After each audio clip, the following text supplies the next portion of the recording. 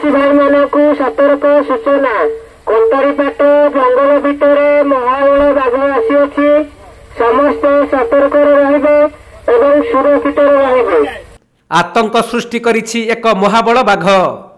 Dhenkanal बनखंड Kamakhyanagar Purvanchal range Kanpura गाँ पाख overbridge निकटरे प्रथमे बाघर पादचिह्न देखा मिलता।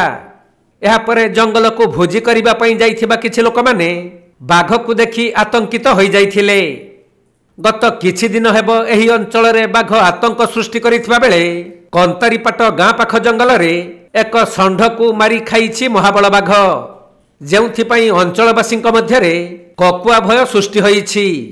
षंढर मृत्यु को नहीं लोक माने भयभीत अवस्था थिबा बेले वन विभागर स्वतंत्र टीम बाघर गतिविधि उपरे नजर रखिछंती आउ जंगल को न जीवा पई बारण करिछंती।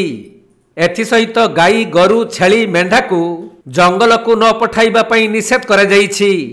सेपटे ढेंकानाल डीएफ सुमित करंक निर्देश क्रमे वन विभागर एक स्वतंत्र टीम घटनास्थल को जाई तनाघना करुछंती।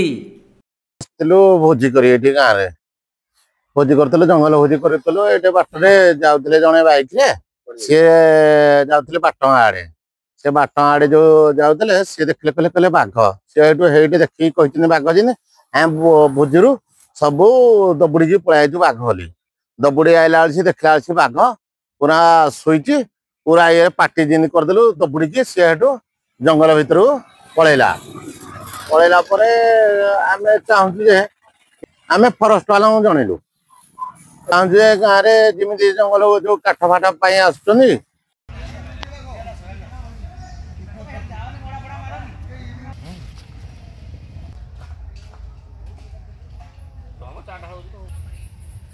कौन